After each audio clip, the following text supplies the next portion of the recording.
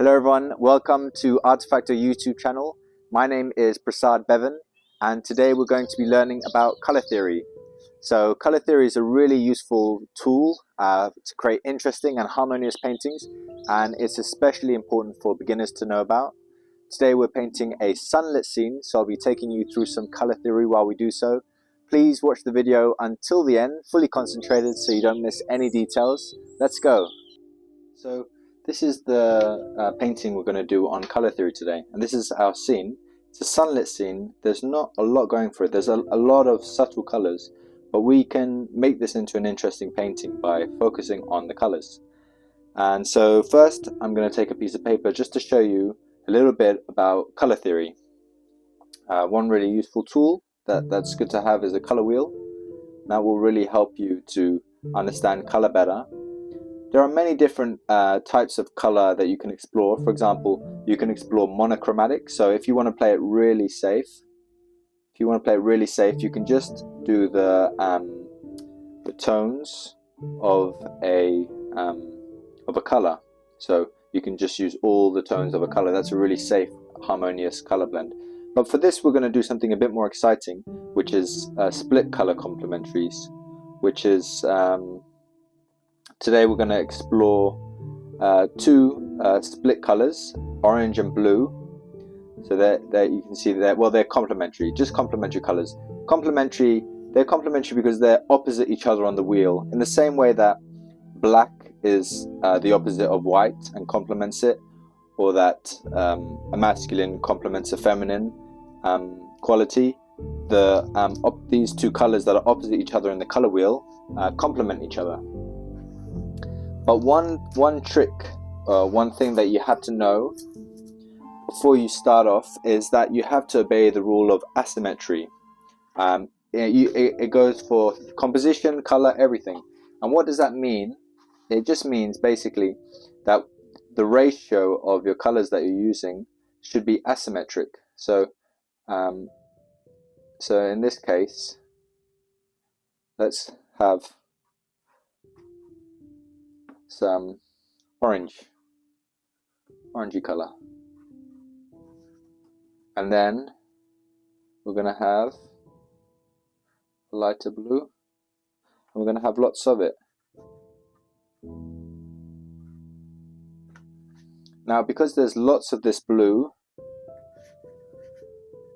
it kind of makes that orange a bit special. So whereas if you do equal amounts, say this is the painting, so if you do equal amounts, it kind of loses that. For example, if I just split this into half, you just lose the sense of hierarchy that you get when you create asymmetry. So in this case, I'm splitting it into half. So it's far less interesting. It's much more interesting this because there's less of it. It kind of captures your eye. In the same way, if you get a present every day of the year, it doesn't make it special. But because it's your birthday and it's one day a year, you receive that present, it's special. So in the same way, the less there is of something, the more special it becomes. So to observe this rule in composition, color, everything is really important. So, and that you can also think of it as a kind of 80 to 20% ratio, 80% of one color, 20% of another color. So that's really a useful way to kind of think about the ratio of complementary colors. And just in general, less colors is more, just a few colors, 2 or 3. In this case, I have the scene, and I'm going to exaggerate this blue. I'm going to bring it down further. Yeah, so, and maybe lose the orange here, so it's a bit more interesting. And then, or maybe I'll just soften all that in there. And then also there's some purpley color in the background there, and that might be interesting to kind of tie the two colors in together, a bit like a split complementary. So like you have 2 on one side and 1 on the other. It's a bit more vague than this. I don't follow these rules strictly. If it feels good, I try it. So in that case, it would be something a little bit more like bit of purple, and there'll be more of this yellow, so that'll make that purple the kind of our special color. Make it a little bit more thick, and then a whole lot of blue. Okay, so that's our color harmony right there. I think that's really interesting. In this video we go over some basic aspects of color theory. If you're interested and want to know more about watercolor techniques and the principles of painting, please register for my online workshop, Rhythm and Flow. You can do so via the link in the bio, and there we'll produce some fantastic paintings and we'll have a great time together. I hope to see you there. Thank you. So let's begin. I'm going to keep this just up here so you can see it a tiny bit. Yeah. Okay, and let's clean my palette before beginning. So I'm going to take a nice flat brush to begin with. And I'm just going to take a bit of white and mix it in with my cobalt blue to make a lighter blue color. And I'm going to bring it all the way down. I like to start a painting without drawing sometimes, because I guess it has its own challenges if you don't know what you're doing, but it can also free you in a sense. It can take away if you want to go for more loose paintings, I'd recommend trying to start the painting without a drawing. So let's move on, and I'm just going to be careful just to suggest some white shapes in there. This needs a bit more red, and just mixing in a little bit of blue just to grey it out a tiny bit, because it's a little bit too it's a little bit strong.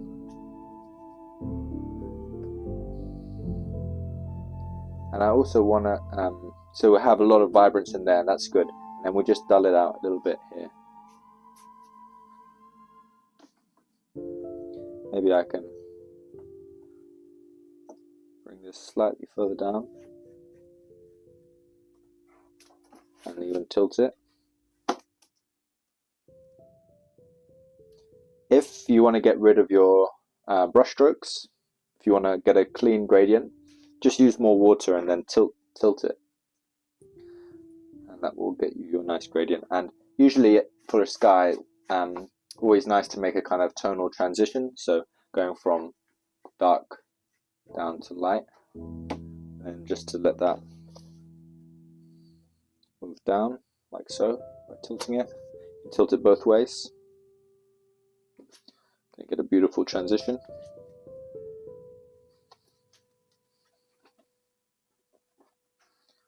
Okay.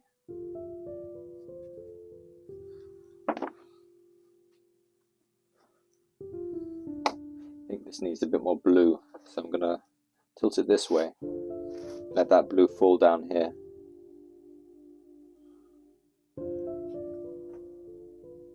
And even tilting it like so.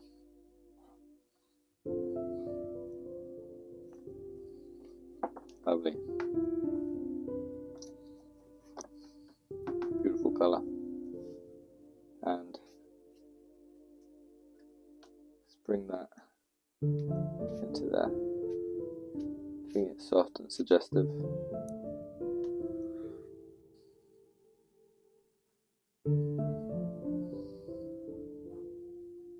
So just really playing with it. Playing with the color intensity a little bit as well. Maybe I can just add a little bit of purple in there. Just a little bit. Too much and it won't be special anymore.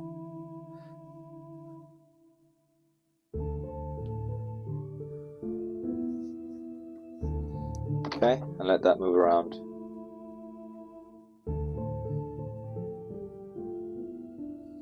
Beautiful.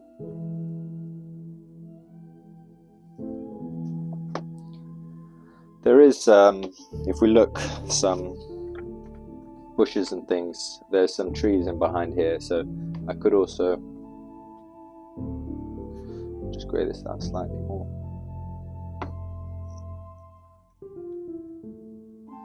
So in order to kind of create this very interesting color hierarchy, you know, it's important to create different intensities. Here I've gone more grey, it's less important. Here more bright and intense and saturated.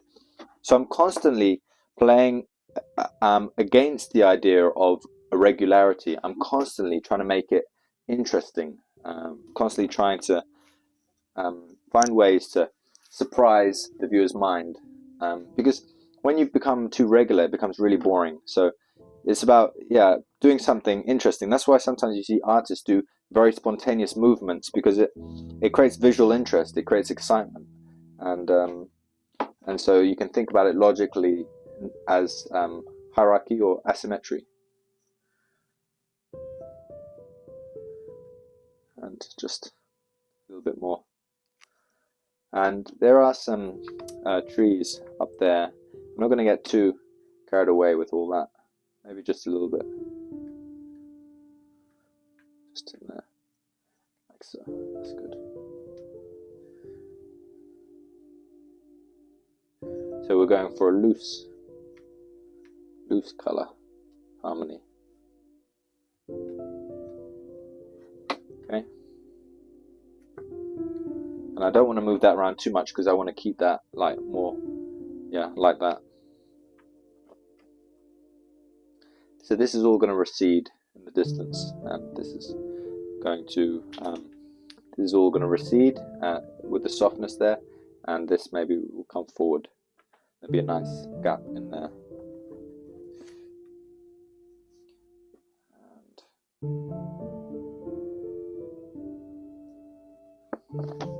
Now, before we continue, it's there are really two ways to think about this. It's light and shadow, and there's a lot of light, white branches, and I can stretch them out when it's a bit more dry. But for now I want to look at the shadows, and the shadows are really a mixture of warm and cool shadows. To say that all shadows are cool is a completely false and false statement. All shadows are constantly changing between warm and cool hues, and the reason is that sometimes the shadow is from could be reflected light, so it could be the warmth of the branch is reflecting into the shadow, creating it more warm in appearance. And sometimes it's just cool because of the if the air is really warm, the shadow is cooler, and if the air is really cool, shadows are warmer. So they work vice versa. But here you can see some really cool shadows. There's some warmer ones. So yeah, we'll play with that color a little bit. It's not so simple just to say they're warm or cool. Really good artists really know how to change that up and make it interesting. Before I do that, let's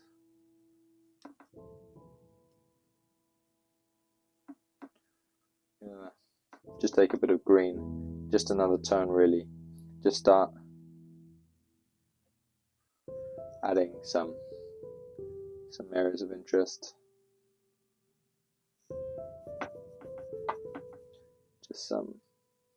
Just suggesting this light, the light there or that. So I'm creating some spontaneous brush marks to make it interesting. And I might come back in with this here. It's a bit browny.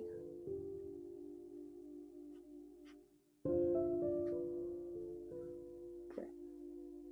While that's happening, I can also just create some texture in there.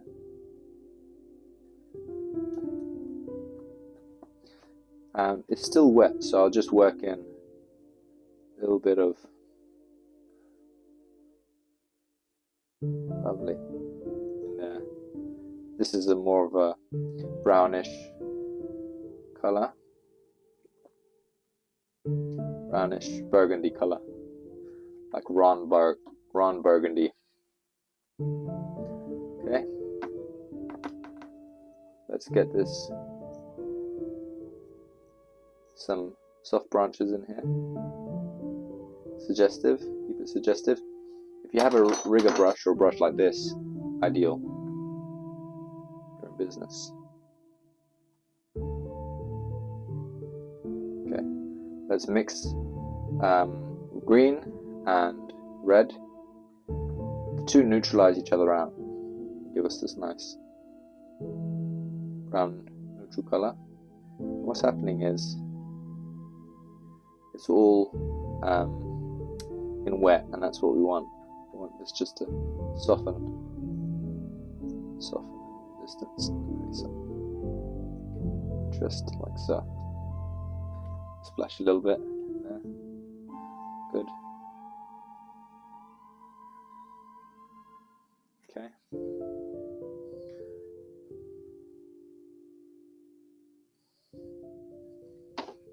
And even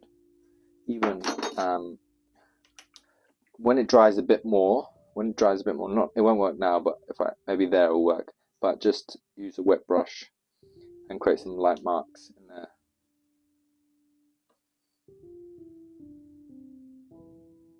It's a bit too wet right now for that to work.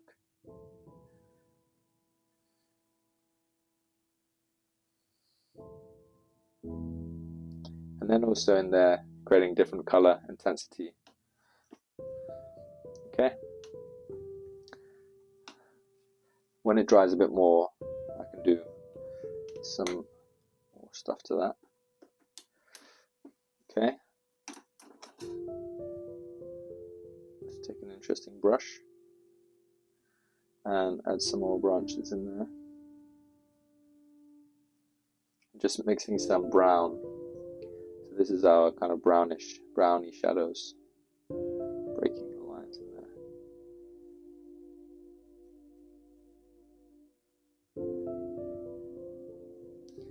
Very nice. I like that. Beautiful. Beautiful. That needs to dry a bit more. You can also scratch out. Still a bit too wet. Oh, it's getting there. Getting there. Yeah, lovely. But before we scratch out any more, we just need to get a bit more darkness in there. Best to get all your darks in before you scratch. Just suggesting some of these dark. Actually, these are more like highlights. So what I want, just another tone, another tone in there.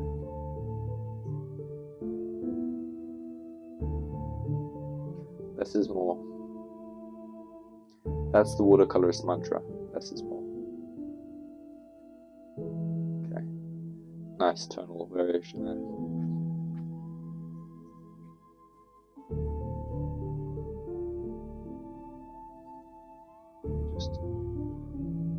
We're just playing with vertical branches. That's all we're doing. But we need to wait for it to dry fully before we really take it up a notch. But we can put in this branch. To get this branch, just going to mix yellow ochre and blue, and boom.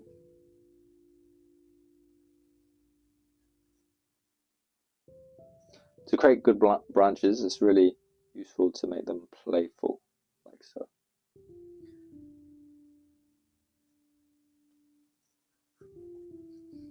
And just change up the tone a little bit.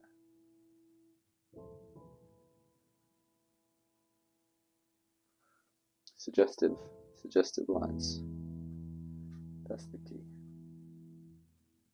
Lovely, lovely, lovely, lovely. And whoop, whoop, whoop.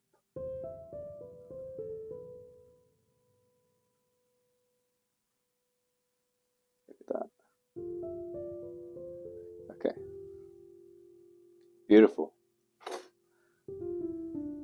These dots are a little bit abrasive. While it's wet, we can add just some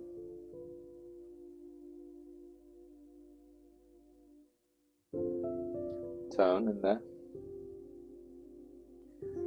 as the trees get higher up, they tend to go a bit darker. So I'm just keeping the color warm, neutral. Add a bit of blue in there to make it a bit more neutral.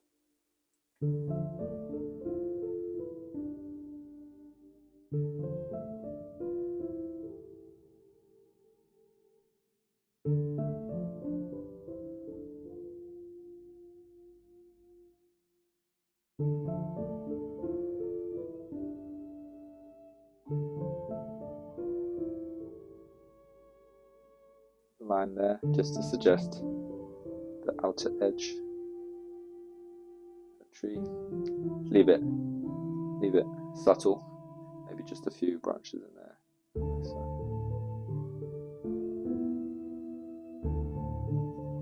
Yeah, lovely. Zhup, zhup. Okay, that's the plan.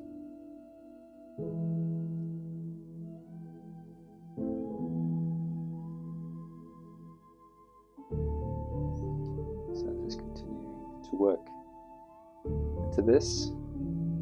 It's still a bit wet in there.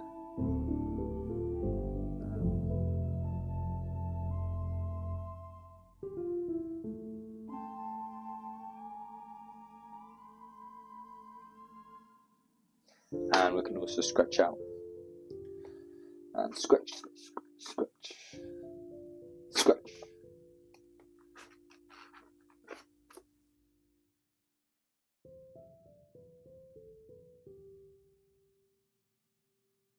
That gives it more of an organic feeling.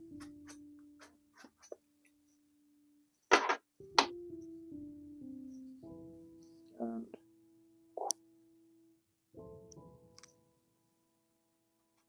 lovely. Okay. Right, let's continue.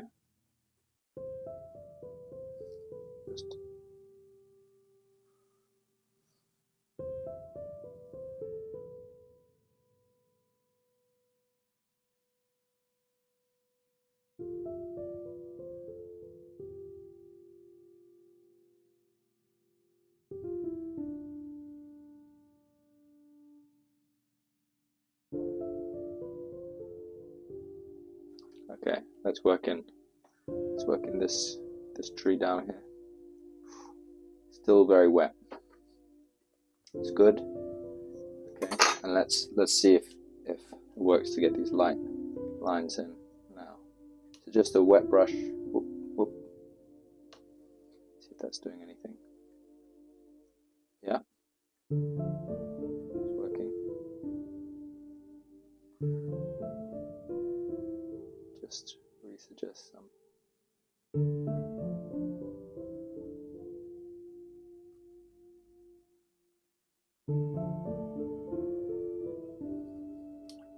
Okay, let's leave it like that. Just a few more.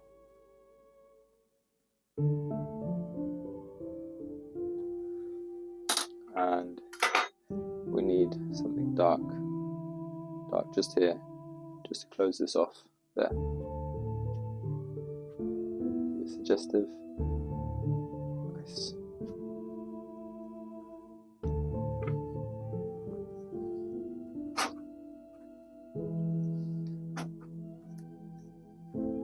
Ooh. Ooh. Okay. So don't scratch out too much. Always a danger of just getting carried away with this.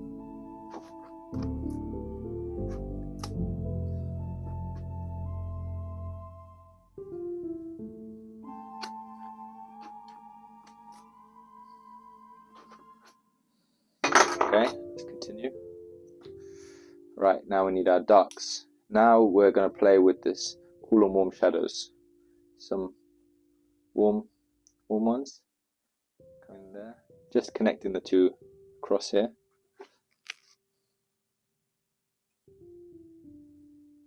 But in general, I'll leave this more empty.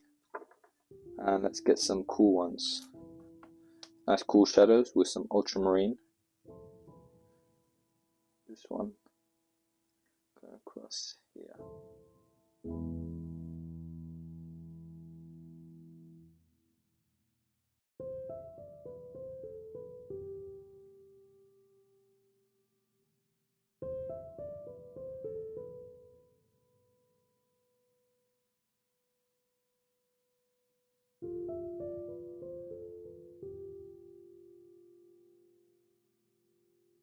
let's get this vibrant in here. And to do that, let's add another just quick tone in there.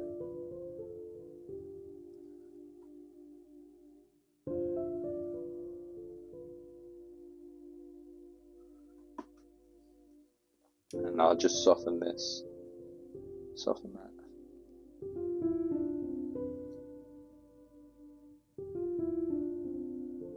Lovely. Darken just there. Beautiful. Ooh, a little bit. Okay, good. Okay, break this up.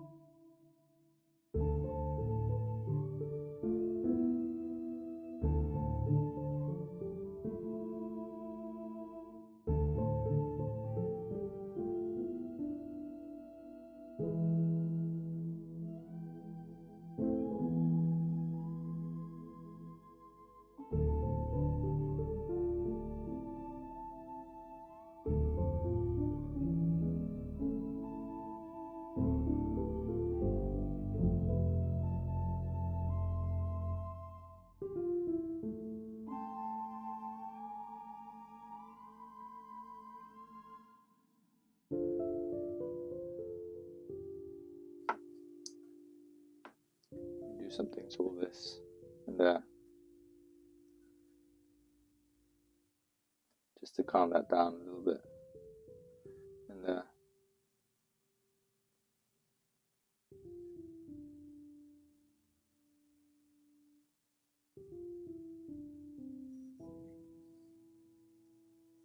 and also need to simplify all this in here.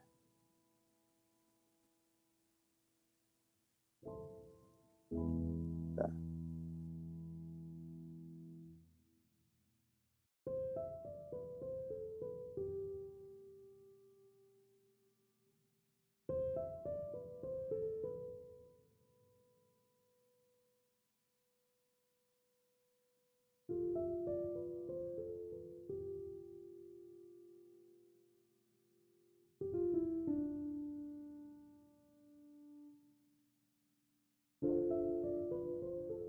Just adding another tone in, really, just to simplify and bring the shapes together.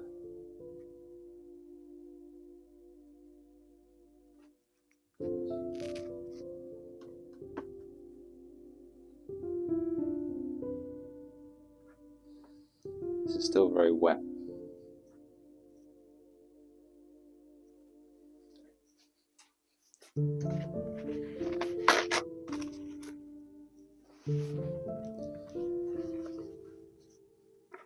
Alright, I think we're starting to get there.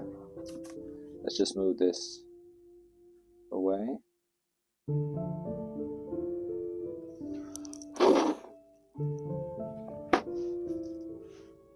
Just this area needed simplifying.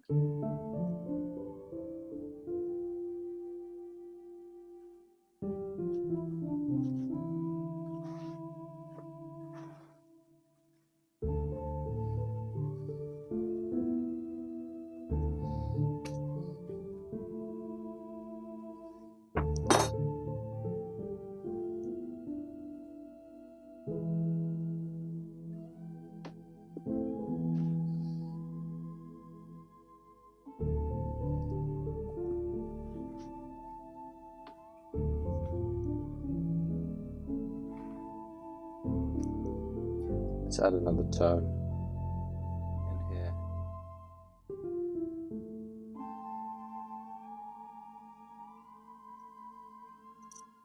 Just I feel like I could do with, just to make this stand out.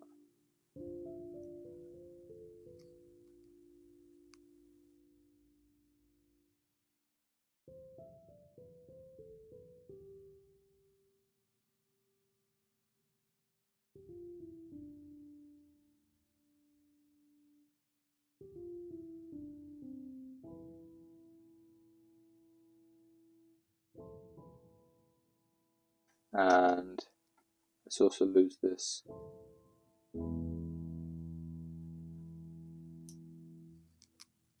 Lose this just here.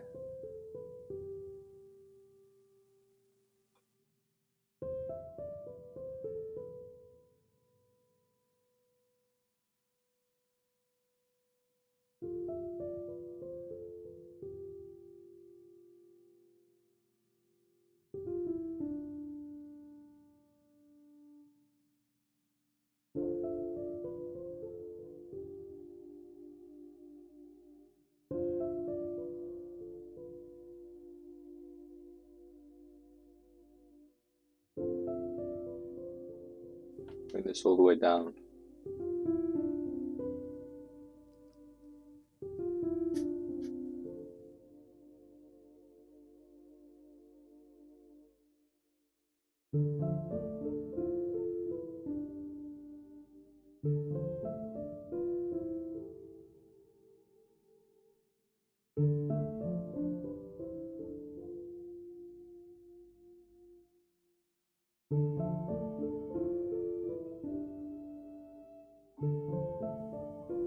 I've really played with this scene a lot more than I expected to, but yeah, I think that's it. It just needs just something there.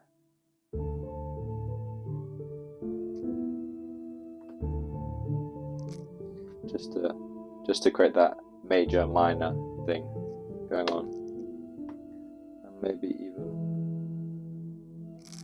even a dry rigger just to go across and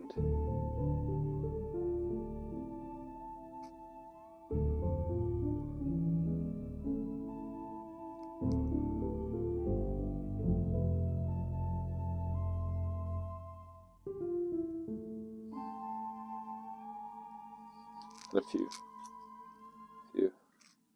dark brush marks in there.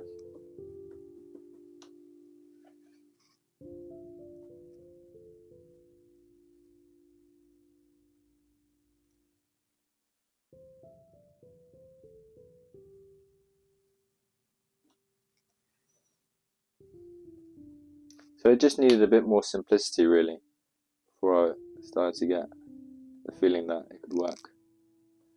And this just needs to be broken in there, like so.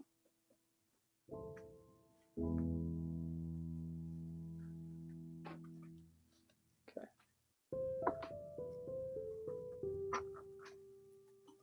Right, let's take the tape off.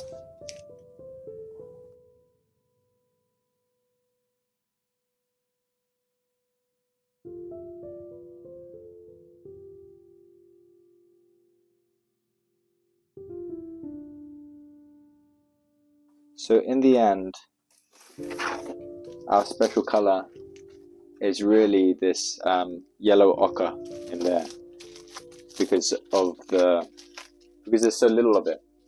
If I was to draw a color wheel on this painting, it would look something like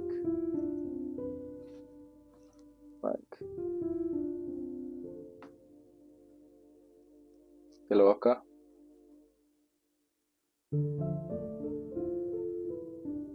blue. Anyway, I hope you enjoyed the painting. I hope you learned something about color, and thank you so much for watching. I hope you found this video useful. Please subscribe to our YouTube channel, where we'll continue to share our knowledge to help guide you through this wonderful journey of art. Please also click the link in the video description, register for my online course, and I hope to see you there. Thank you.